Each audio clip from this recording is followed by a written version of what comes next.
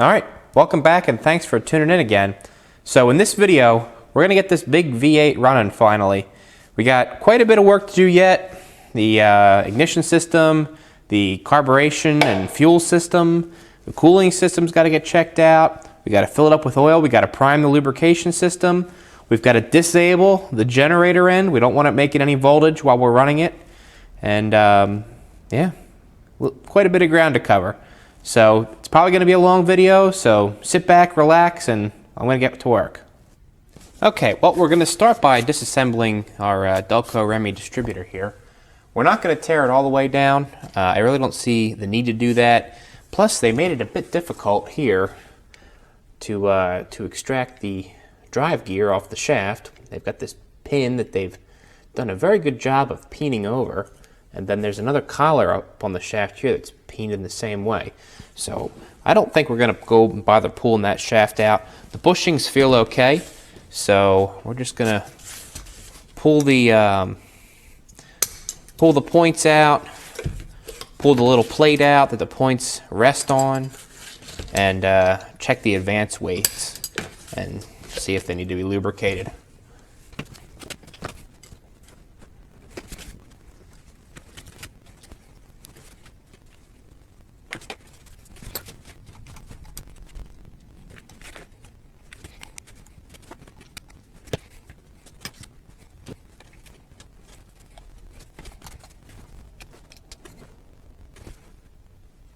Okay, well, I've got the distributor about as far torn down as I'm going to take it. I also cleaned the body and I cleaned the points. So let's take a look at the points first. They were in very good shape, even before cleaning them. There was just the slightest amount of pitting, so I just touched them on a file and got them where they seat evenly against each other there. So that's all we're going to do with those. Now, because the points were in such good shape, I believe the condenser right here is also good as well.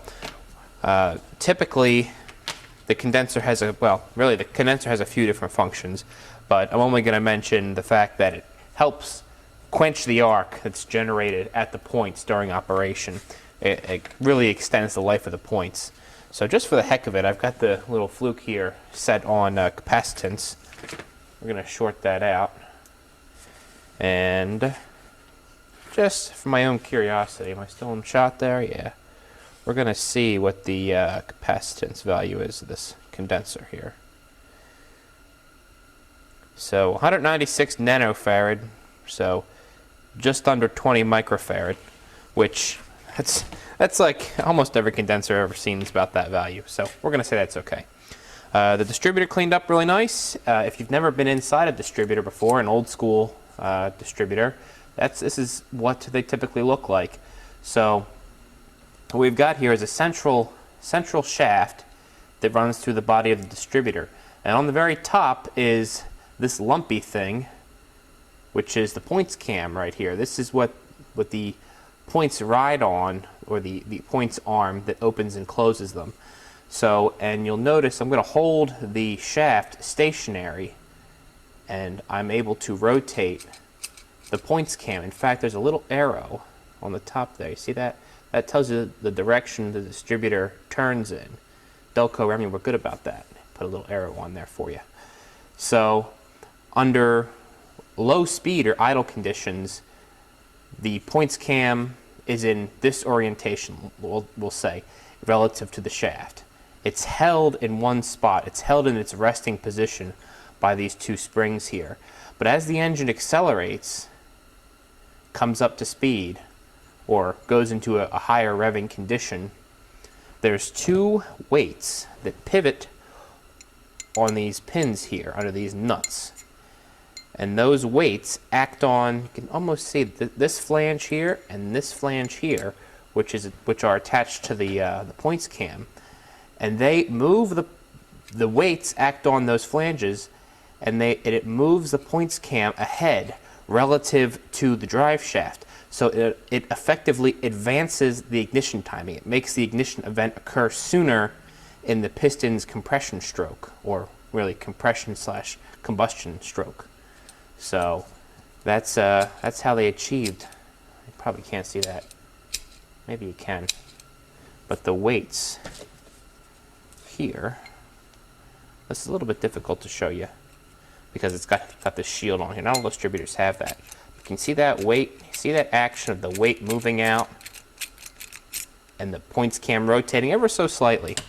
So the static timing, or the timing, the timing of the ignition event that we're going to install the distributor at, is listed at 5 degrees before top dead center for natural gas operation. So we'll see more about that when we install this on the engine. So let me reassemble this and I'll see you at the engine. Okay, well, before we put the distributor back on the engine, we're going to set the points gap with the distributor sitting here in the vise. Now, the instruction manual for the engine calls for an 18 thousandths gap on the points. It also specifically states that the recommended procedure for setting the points gap is the use of a dial indicator on the movable point arm here. The reason it gives that procedure specifically is due to the fact that the manual assumes that the points are not, it assumes the points are pitted. And it states that using a feeler gauge, 18 thousandths feeler gauge, is an inaccurate way of setting that gap. Well, since I know my points are essentially new, they don't have any high or low spots. Well, there is a low spot, but there aren't any high spots. So the idea is that if you had a peak on either the movable point or the stationary point, you would have an adjacent valley on the whatever the opposite point is, and that peak would sit in the valley of the other point. But as soon as you put a feeler gauge between those two, the width of the feeler gauge is added to the height of the peak on the one point. So because I don't have any peaks, I can use a feeler gauge, or I'm going to use a feeler gauge. So we got 2 screws here. This one, where is it at? Right there. That actually just holds the stationary point down, so we're going to set that just a little snug. And we're going to use this brass screw, which looks like an ordinary screw, but there's no threads on it. It's actually peened over at the bottom, and it's actually kind of a cam. Not a cam, but an eccentric. The center point of the screw is not centered with the head, so moving the screw around moves the bed plate of the points at the stationary point. So what I'm going to do is rotate the points cam so that their points are at their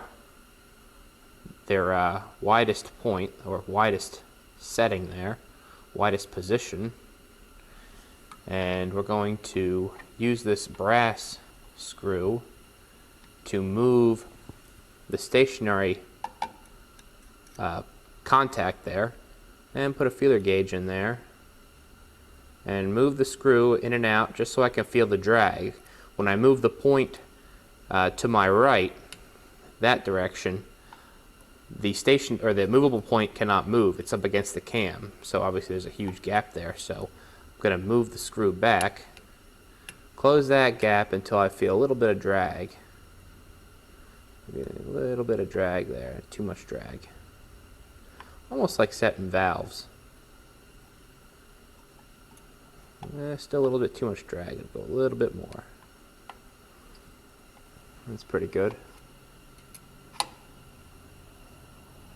And then what I like to do is hold the feeler gauge in there and move the distributor shaft around, and I can feel on the shaft that I'm turning with my fingers, I can feel the high spot of that cam grazing the contact point of the movable ignition point.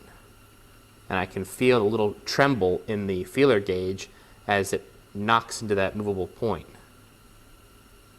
So I'm going to say that's right about perfect there. Tighten this down. Check it again. Still feels good. You want to double check even after you tighten that screw, because this whole, this is only thin steel, thin stamped steel, and ignition points are not the most precision built part. In fact, buying new points for old engines, you oftentimes find that the new points are just worse than the old ones. That feels good. There you go, 18 thousandths gap.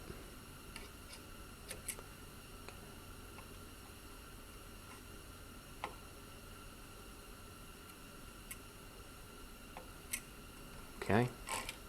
And when I say new points are worse, I really mean the pivot point here. Everything is so sloppy on it, they don't align. Even these aren't aligned perfectly. So I'm going to put a little bit of, just a tiny bit of grease on this points cam, and we're going to put her on the engine. Okay, so the first thing I got to do before I put the distributor in is get the engine to where number one cylinder, number one piston is at 5 degrees before top dead center on its compression stroke. So before we do that, I just want to say that I have filled the crankcase or filled the oil pan with oil. It took about 8 gallons of oil, and I've cranked it over with no compression until I got oil pressure on this gauge right here. It's got 2 new filters in it, so we were able to develop about 15 pounds of oil pressure just cranking it over with the starter motor. So that's good. So everything's lubricated. All the bearings have a fresh coating of oil on them. So I've got a spark plug in number one cylinder. All the other cylinders are open. So I want to crank the engine over with the starter button here and see if I can release the starter button just as number one cylinder is coming up on compression. We should see the fan rotate. Hopefully I release the button, it comes up on compression and it bounces back a little bit. That's how we know that number one's on its compression stroke. And then we can turn the engine over with the borring tool and get it right at 5 degrees. So let's see if we can do this.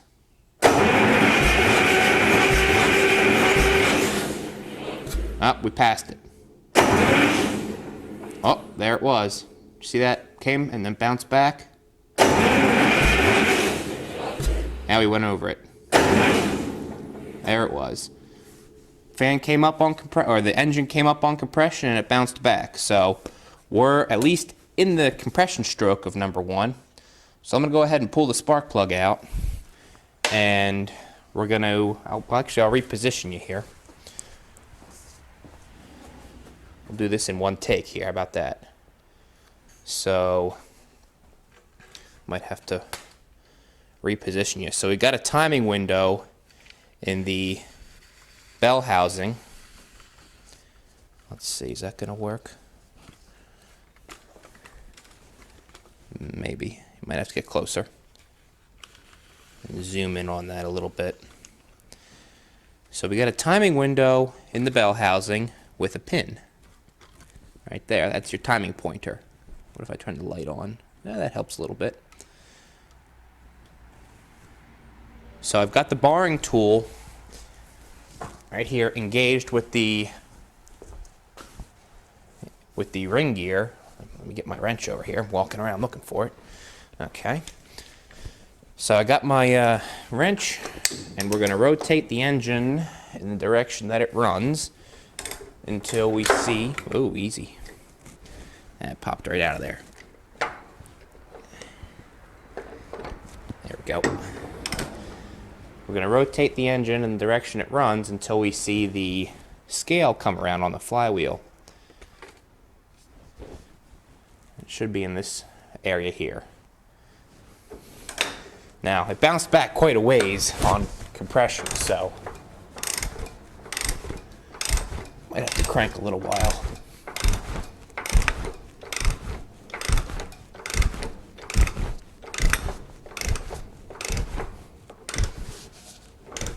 There it is. Okay, so you see the scale? No, you can't. It's in the shadow. Hang on. Now you can see it. Let me zoom you in there.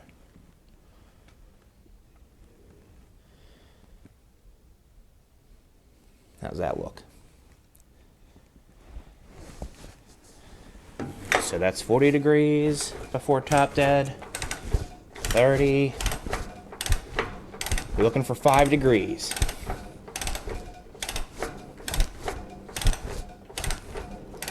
$10 degrees. Okay, getting close now. 8, 7, 6, 5 degrees. The camera light's kind of making a shadow there on the scale. but that's not square with the bell housing. So I'll be the judge of 5 degrees. Right there. So that's 5 degrees before top dead center on number 1's compression stroke. Okay, good with that? So let me cut the video and we'll go ahead and set the distributor. Okay, so we're finally ready to put the distributor in. So we got a new gasket there. Now when you put it in, you've got to take a few things into consideration. One, where are the retaining clips going to end up? Are they going to end up, see, it's kind of cramped in this area. Are they going to end up in a place where you can pop them off easily to, you know, service the thing in the future?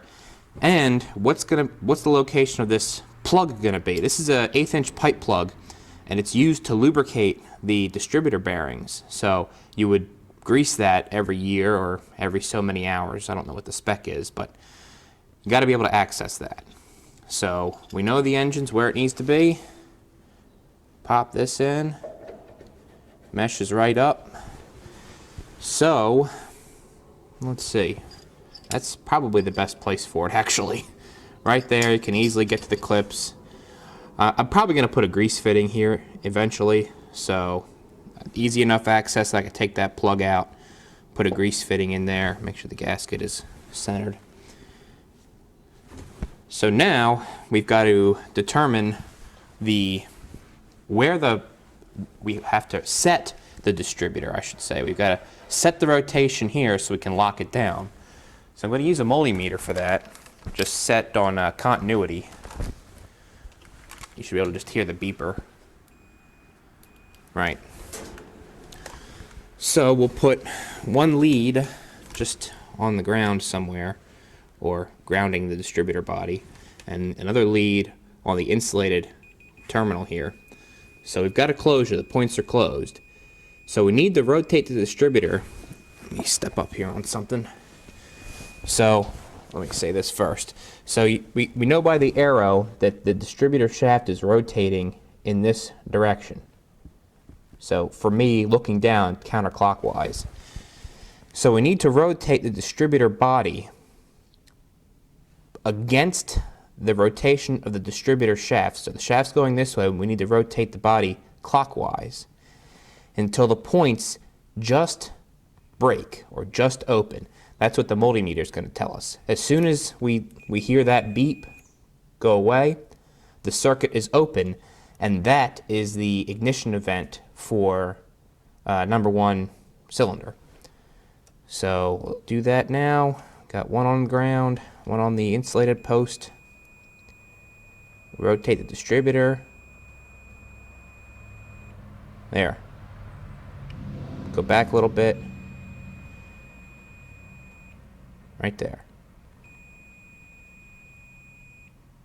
Okay. So that is the ignition event for number 1 cylinder. Now, when you turn that distributor, if the clips or the greaser or the insulated terminal here ended up in a not very convenient place, no problem. Just move the distributor and reset it somewhere else. Because there's eight chances, there's 8 lobes on this cam, on the points cam, so you have 8 opportunities to set number 1 top dead center, or number 1's ignition event. So let's try it here. So we're closed, rotate it. All right, we're open there.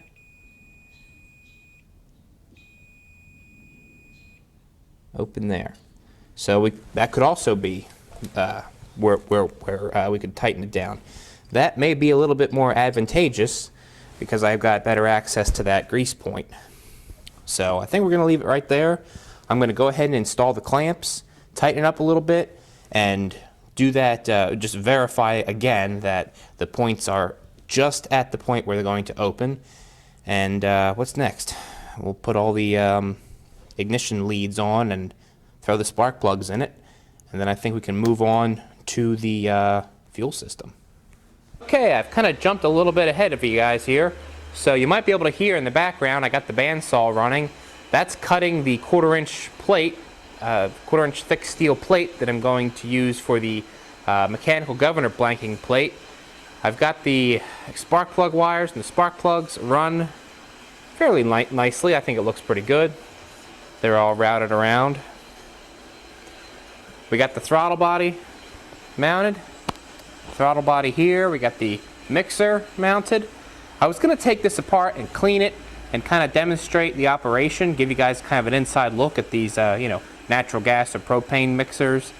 But the gasket, not the gasket really, but the diaphragm itself, can you see it was siliconed on there at some point? And I'm worried that if I try to remove that, I might tear the diaphragm, and I don't have new ones at this time. So I'm going to leave it alone. It did run pretty well before I took it out of service, so it should run again. It's not like it's been sitting underwater or anything.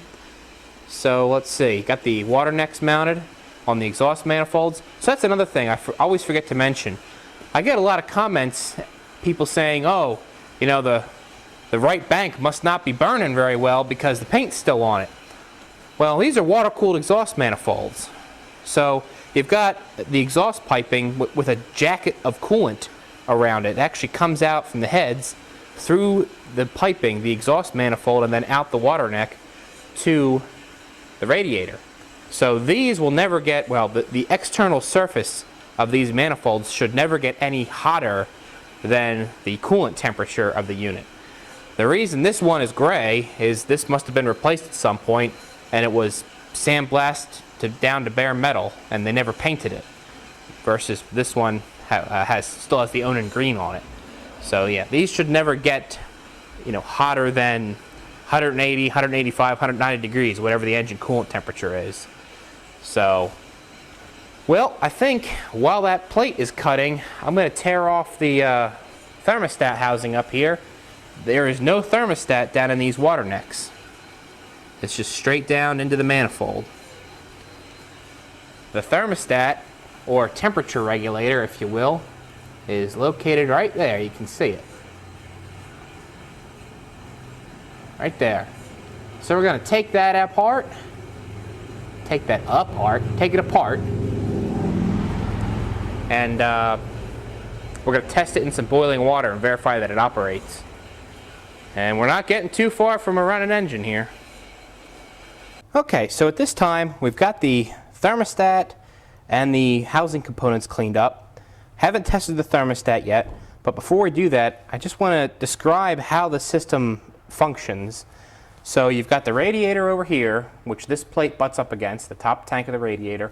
You got the hot coolant coming in from the left and right manifolds coming into the housing.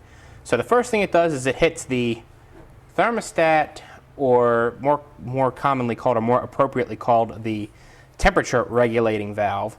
So when the engine is cold, or the coolant is cold, the coolant hits this face of the valve and is diverted through these side ports here. From the side ports, it goes around the housing here, or the back housing, and then down and recirculates back into the engine. The full volume of coolant goes back into the engine.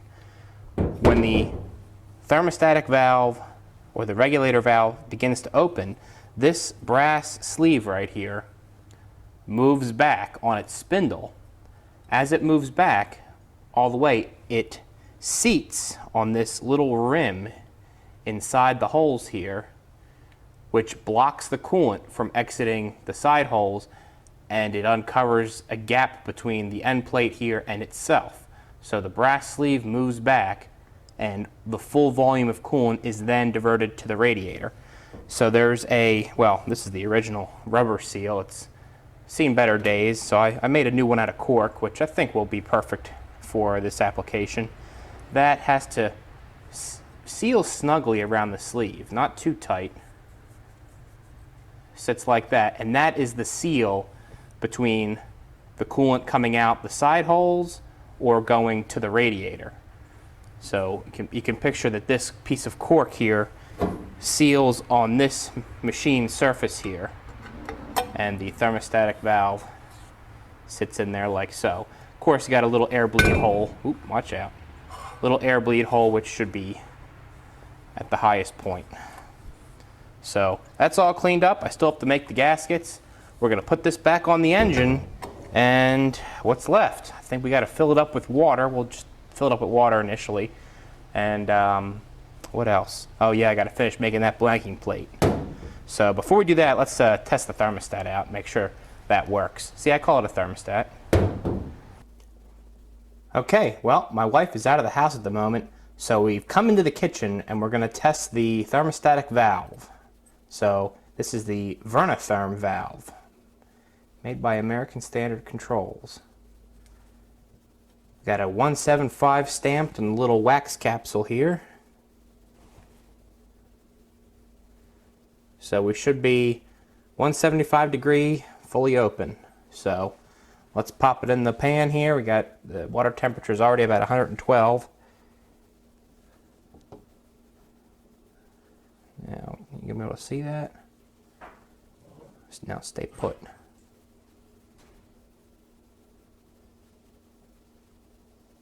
No. About like that. It's gonna want to roll around when it opens up, I'm sure. Okay. All right, let's turn on the heat.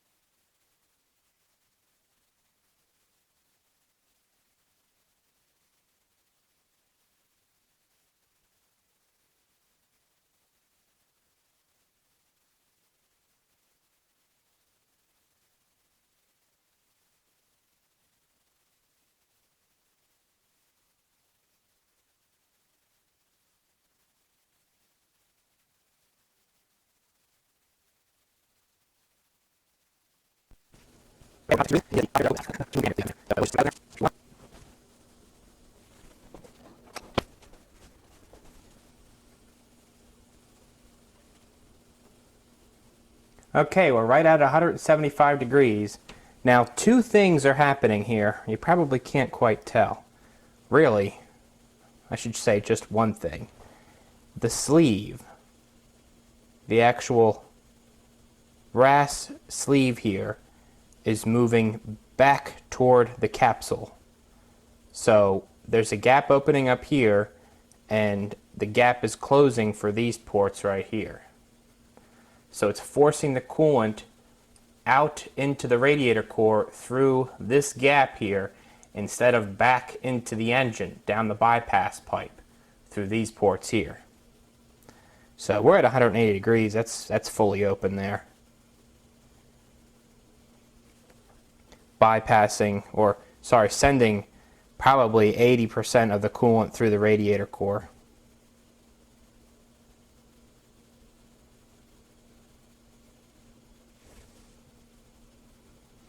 Let's see what the temperature is over here at the actual capsule.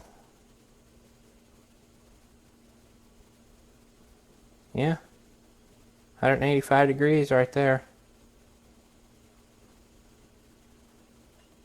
I'd say that's full open.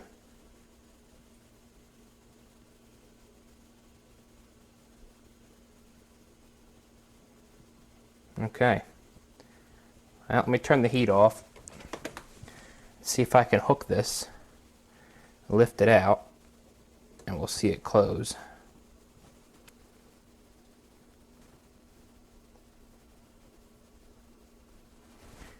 You see that gap right there?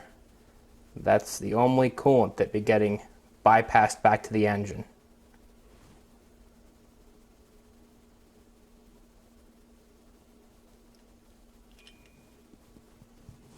Okay, I don't want to drop this and crack the glass stove top. Let's end this part. Okay, well, we're coming down to the wire here. So, got the exhaust put on. I have a little temporary ignition switch set up, just switching power to the ignition system. The thermostat housing's back on, but we hit a little bit of a snag, and that's on this side, all this stuff here. So these are the original coolant pipes, upper coolant pipes, to go from the manifold water necks to the thermostat housing. And, well, as I was cleaning them up, I saw some bubbling paint, and sure enough, one was a pinhole. This is extremely thin right here. And I actually cut the ends off, and you can see, come on, or can you see? Let's see. Let's see. Will it focus on how thin? Come on, there you go.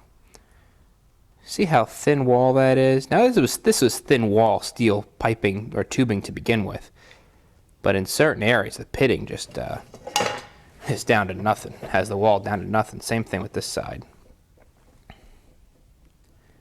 Focus on that, will you? There you go. Like right there. Look how little actual solid metal there was. So I cut the ends off of these. These are the ends. They didn't look like this when I took them off, but once I cut the hoses off and I saw all the scale on there, I just tapped them on the ground, and you can see that they're just Swiss cheese. So these are no good. Now, I had a piece of 1.5-inch copper pipe laying around right here. It's a 10-foot stick, 1.5-inch ID copper like water pipe, and I had 1 1.5-inch 45-degree elbow. So I was gonna just make my own pipes out of copper, just solder a 45-degree elbow on, cut 2 pieces and make a nice 45-degree copper pipe there. But I only have 1 elbow, so in the meantime, just to get this thing running, I'm not even gonna bother soldering that on. I'm just gonna cut 2 pieces of the copper pipe, and I happen to have 2 flex hoses here. Actually, you know what? Maybe I'll make the 1 pipe with the elbow, and then I'll use this other flex hose. We'll just have a straight piece of copper, and I'll have the flex hose coming off the top of the thermostat housing there and just bent down to get the second one done, just so we can get this thing up and running. So let me take care of that. Okay, so the engine's ready for testing, but we've got to disable the generator end before we start up, just for our own safety or my own safety and the protection of the generator components. Because we're going to be running this engine at low speeds, mid speeds, and high speeds if possible. That all depends on whether or not I have enough gas volume to actually sustain a rated speed run. But we've got to disable the generator end. So the main output leads are in this box. I've already taken the cover off, taped everything up. It's all safe. The DC power to the control panel here has also been cut. So the entire engine wiring harness right here has been disconnected. The only thing we have is 1 wire feeding the ignition coil through that little toggle switch I showed you earlier. So none of the control components will be powered. There's not much either, so there's just a couple relays. Really, that's all there is, just a couple relays. Really simple. But the generator end has the capability to make voltage just on its own. It does not need this control panel to do that. The only thing related to the generator up here is this field breaker and this rheostat. So the voltage regulator is this whole unit right here. It actually hinges out on a door for servicing. This is known as a magnesizer. That's the Onan term for it. Magnesizer. They were very proud of that.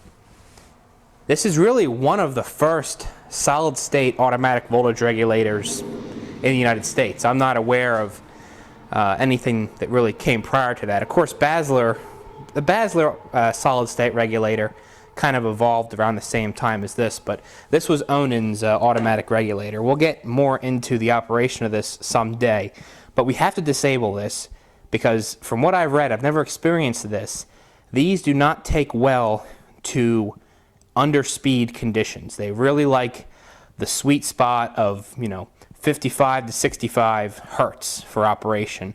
Any lower or higher than that, and you risk burning out these huge toroidal transformers here.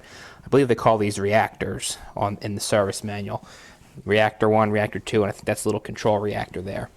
So we'll get more into that someday, but essentially to disable this, all we've got to do is pull these two wires right here, E1 and E2. See the labels there? So these are the sensing lines coming from the output of the generator. So this is really the main power coming in to the voltage regulator to allow it to operate. So if we just disconnect these, take them over, tape them off, there's no way that this thing can actually excite or, you know, come up and make rated voltage because it's got no input power. The brushes, I'm going to leave them in place. They're all free in their holders and the slip rings are pretty clean, so I'm not going to worry about that. As long as we take away the excitation power to this regulator, we're good. The only thing coming out of the generator will be residual voltage from residual magnetism. So I'm going to take my frequency reading from the back of either the frequency meter or the voltmeter with my little Fluke digital multimeter. Hopefully the thing has enough residual magnetism for me to get a frequency reading so we know how fast the engine's running. So let me haul this thing outside and hook it up to some gas, and we're going to get ready to fire it up. Well, the time has come. So I got the unit hauled out to the side of the house here, sitting on some blocks in the grass. Let's take a look at the fuel setup. I got my gas meter over here. So I've got all the other gas appliances turned off in the house. That would just be the hot water heater and the actual heater itself. So we got a tap right off of the feed line to the house, 1-inch ball valve. Got a 1-inch, this is actually 1.25-inch hose going over to the generator. So I have to put I'm going to put a gauge here so we can see what the feed pressure is to the carburetor. If I'm not mistaken, this thing needs 5 inches of water column at an ungodly volume. So if we can stay, I think my house pressure is a little higher the last time I checked, maybe around 7 inches. So that's fine. Hopefully we can get a little bit more volume through it with that little bit higher pressure. So I put this gauge in, got a battery hooked up, and we'll start her up. Okay, well, I'm going to go turn the gas on.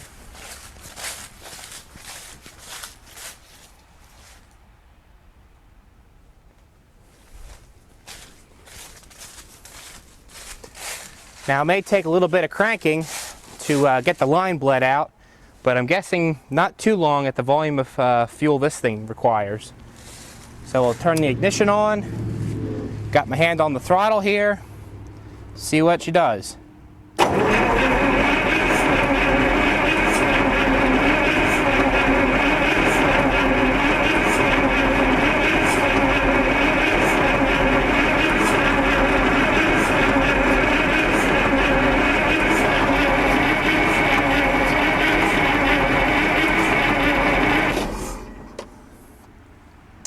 Not a lot. Man, that battery sounds really weak.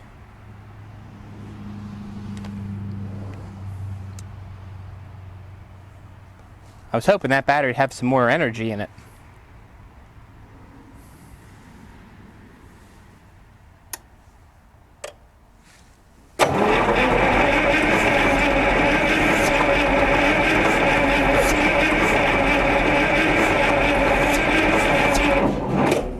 Oh, she almost fired.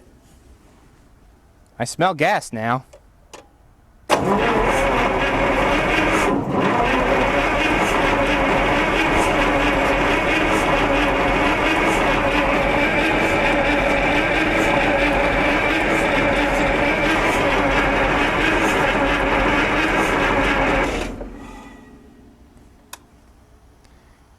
Now we got oil pressure.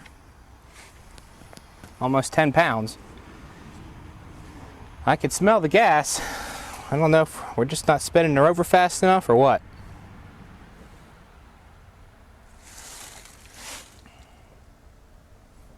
Maybe the battery voltage is dropping too low to get a good spark out of it.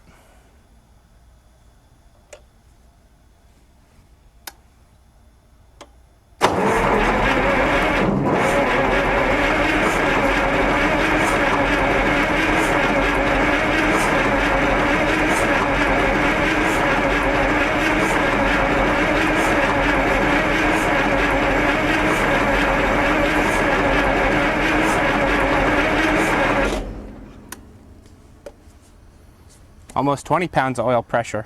That's good. No fire though.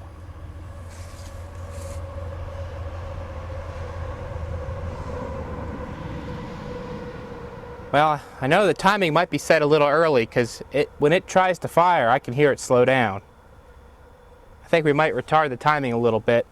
Maybe that'll help it fire up a little easier. All right, let me do that. Okay, we got the timing retarded a little bit. So, yeah, we're feeding it right at about 6.5 inches of water. Close the throttle, ignition.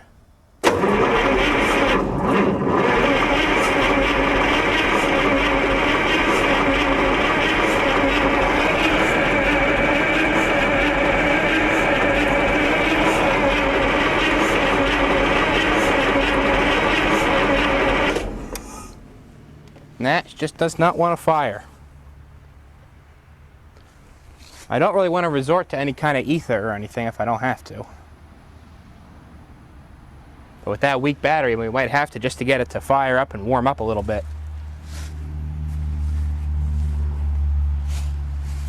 Try.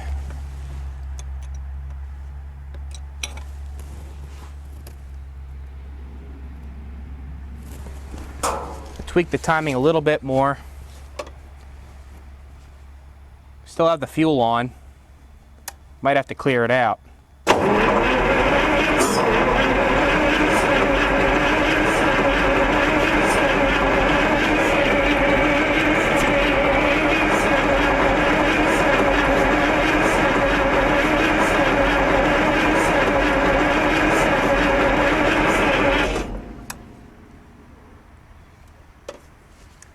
Got a little puff out of it.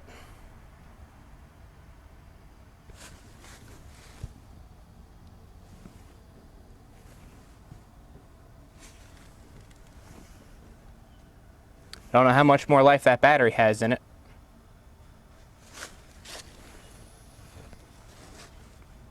I'm going to try turning the fuel off and crank it over a few times, air it out.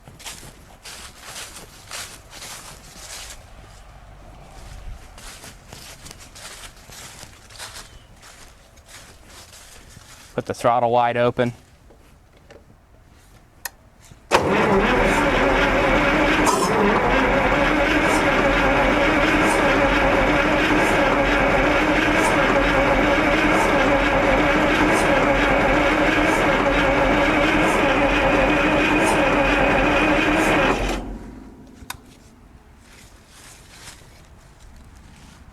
Got over 30 pounds of oil pressure. Wow. Okay, well, I went around and I verified my timing, made sure that was correct.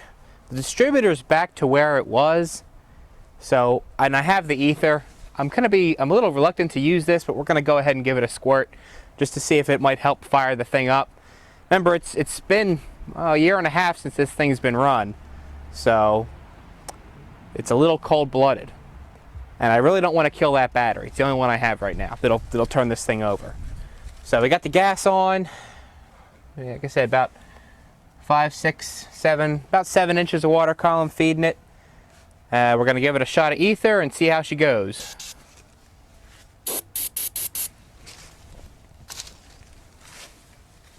Ignition.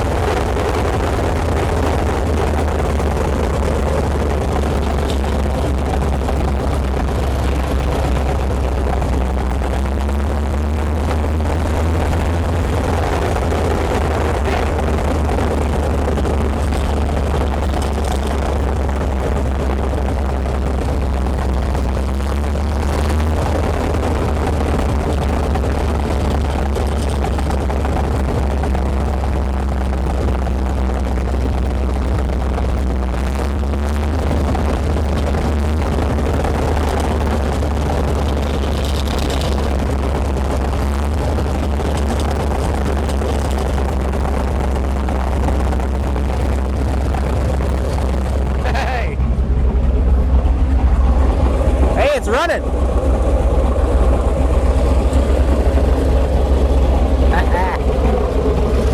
You got a little pressure? Good oil pressure? 50 pounds. And heck, at idle, we're perfect gas pressure wise. Wow.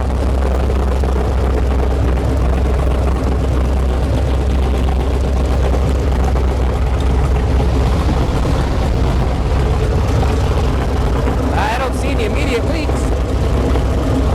Man, sounds really lumpy. We'll have to get a timing light on it later and see what the timing is. It should be right at 5 degrees ahead of top dead center because it's not running fast enough to advance the timing, I don't think. Wow. We'll have to let it warm up before we do any kind of rev. Probably going to take her a little while to warm up.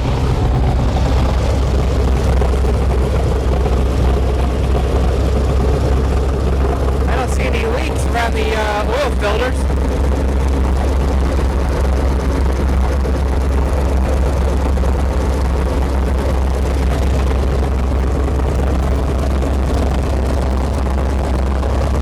I can hear the valve rocker arms tapping.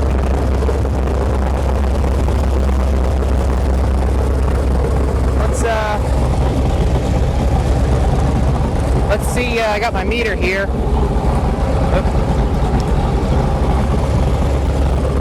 Let's see if she's making any residual voltage. Or at least enough that I can pick up with the meter to get frequency.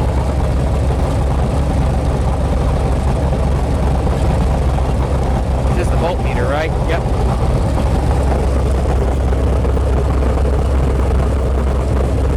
Oh, look at that. She's making 7 volts. 8 volts almost. 7.5 volts residual.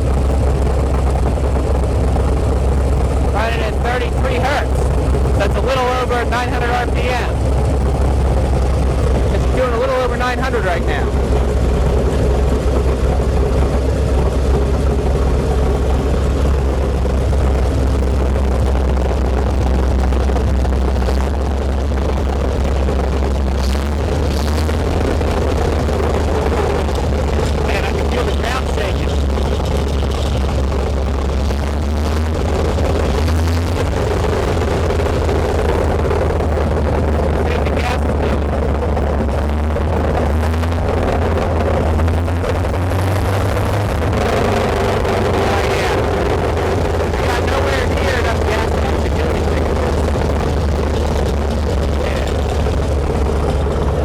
You can hear me. I got the microphone up near my face now. So we got nowhere near enough gas to do anything. As soon as I rev it up over idle, the gas pressure plummets. That's not bad for just a residential gas service. What do we got now? We're up about 41 hertz. Probably doing 950 RPM or so.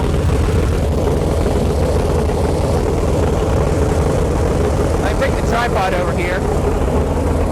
Let's see if we can tweak the idle down. Get it to idle real low, just for the hell of it.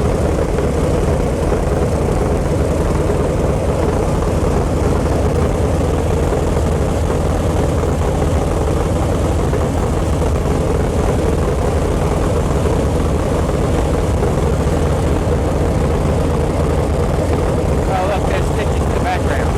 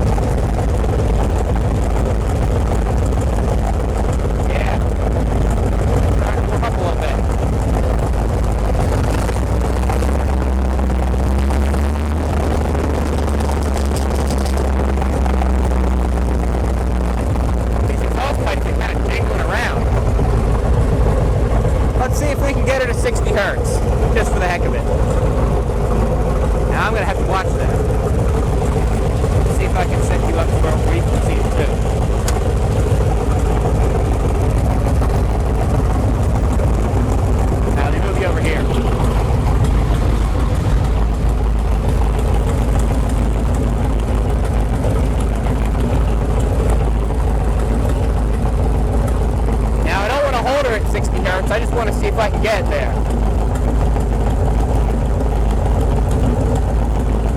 Alright, watch that. We're going to try for 60.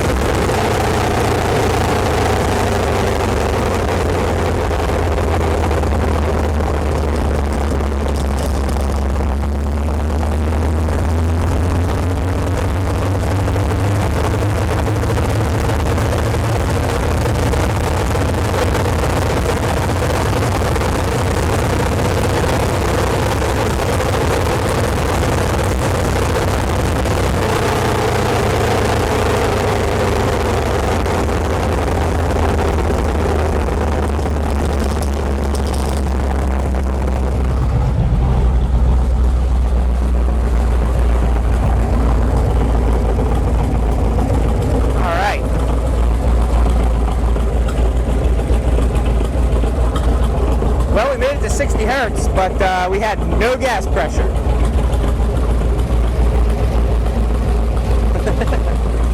Well, that was fun. I'm happy with that.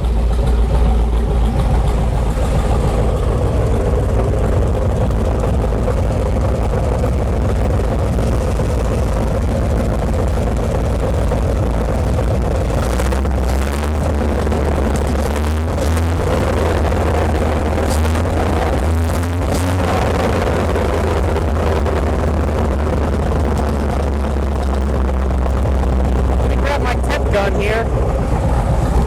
Let's see where we're at temperature-wise.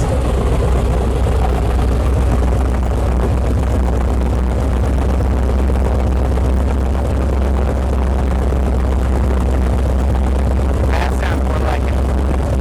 You know, these things, they don't work very well on metallic surfaces. They like a painted surface, a matte surface.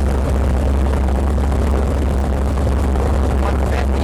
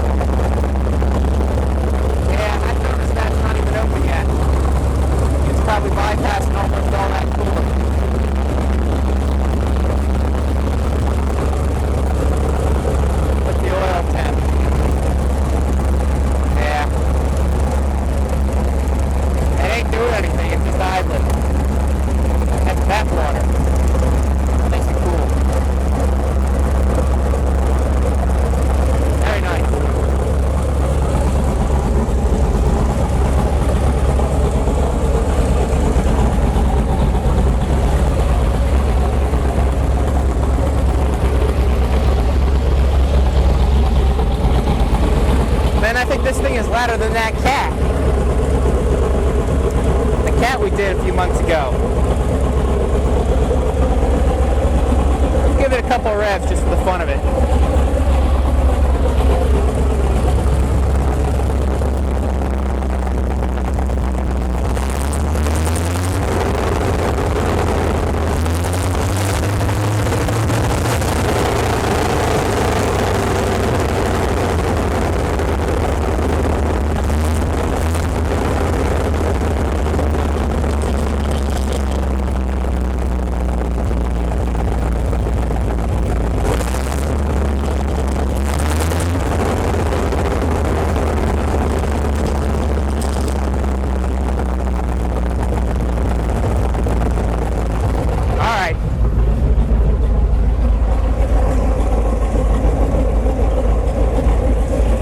That's enough before we aggravate the neighbors too much. Let's kill the gas.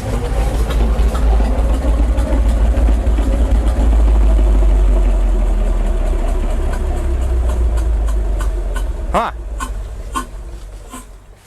Sounds like we got a valve that's not seating.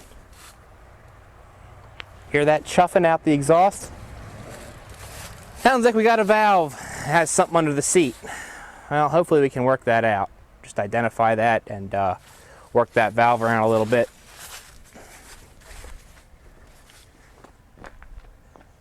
So that's about it. I think the next video concerning this unit will be the governor upgrade, the governor modification. Installing the electronic governor. We may be able to do that at the house here. We were able to get to 60 hertz, that's for sure. We had really no gas pressure at that, so I think we'll be able to get it at least to hold 60 here. But for the actual testing, we're gonna have to bring it into the shop and hook it up to the big gas main and really get some load on it. So, well, hope you enjoyed the video. Thanks for watching and stay tuned for more.